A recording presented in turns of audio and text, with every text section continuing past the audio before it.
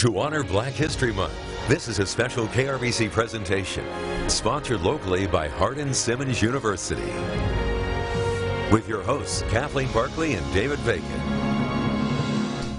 Thank you for joining us for this special edition of KRBC. I'm David Bacon. And I'm Kathleen Barkley. Black history is rich in Abilene, from the old Woodson High School to the Buffalo Soldiers. And there's a place right here in the Key City that displays all of that history. And that's the Curtis House. KRBC's Danica Hill takes us on a tour. What was once a home? This is the family, the Curtis family here.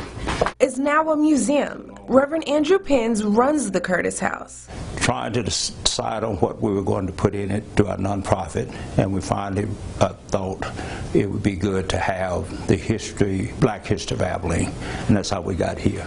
The nonprofit I Can, or Interested Citizens of Abilene North, bought the property a little more than 10 years ago.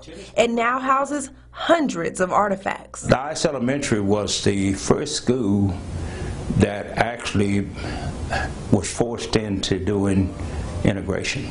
Reverend Penns walking me through the house, explaining what led to that change. There was a black captain, Captain John Rice, that was stationed at Dice back in the 50s with 5 mothers, black mothers from Dice. Captain John Rice and the mothers petitioned the base commander about their kids not going to an integrated school. The base commander approached and appealed to the school board. The school board still reluctantly chose to integrate. What happened, then the base commander went to Washington.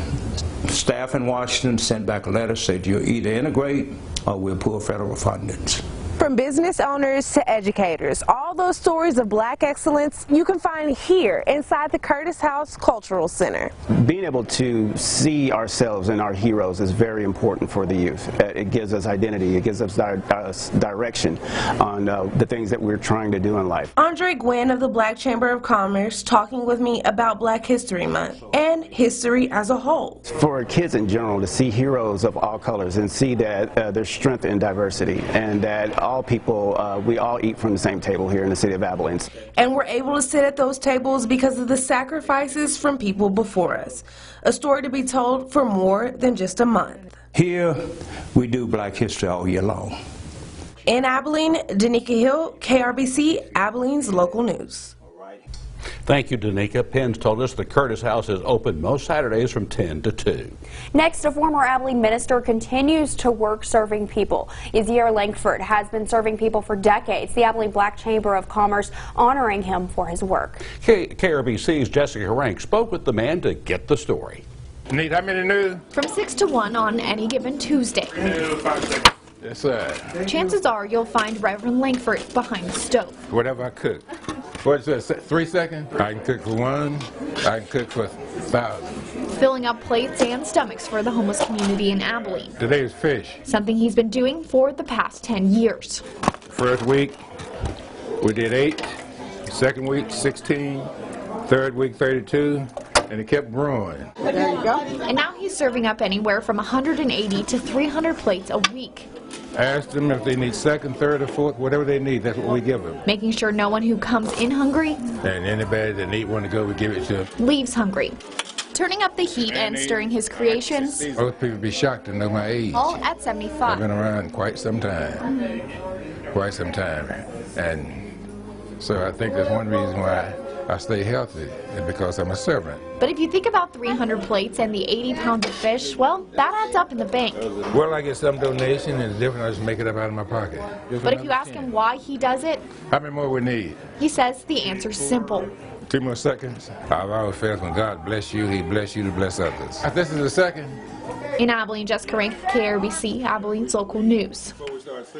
Langford retired in 2018. He worked for more than 20 years as a pastor. He says he plans to continue his work at the soup kitchen for many more years. On D-Day, June 6, 1944, a black Army medic, Corporal Waverly Woodson Jr., saved hundreds of lives on Normandy's Omaha Beach. Washington correspondent Morgan Wright reports there's now an effort in Congress to posthumously award Woodson the nation's highest award for heroism, the Medal of Honor.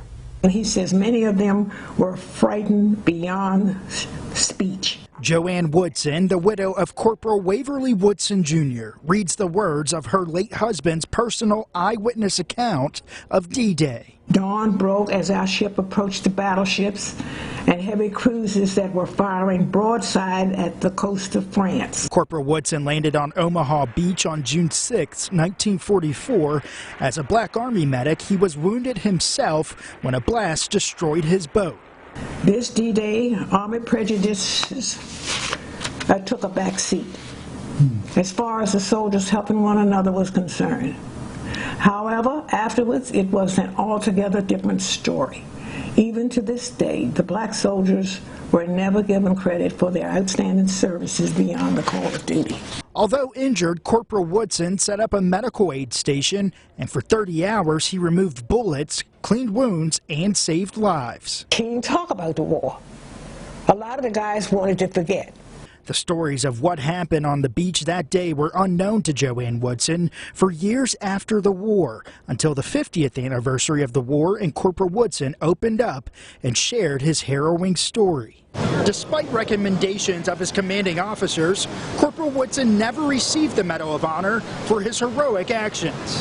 In 1973, his military records were destroyed by a fire, making official recognition even harder. But Maryland Senator Chris Van Hollen says that shouldn't matter. Given the contemporaneous records of his heroism that were talked about in, multiple newspapers at the time, we believe he merits this important honor. Senator Van Hollen and the Congressional Black Caucus wrote a letter to the acting Secretary of the Army requesting a formal review to posthumously award the Medal of Honor. He earned this medal, and this nation really needs to honor him in this way. It shouldn't take this long. Corporal Woodson did receive the Bronze Star and Purple Heart for his wartime efforts. Senator Van Hollen says he won't give up on ensuring Corporal Woodson receives the country's highest military honor. He served his country with incredible courage and bravery. There's enough information out there to demonstrate that he earned this medal. Van Hollen and Joanne Woodson hold on to hope that her husband and other African Americans' heroism during World War II will one day be properly recognized. In Washington, Morgan Wright. Woodson survived the war. He died in 2005. Still to come on Hidden History, Abilene's first black gospel radio station. The story when we return.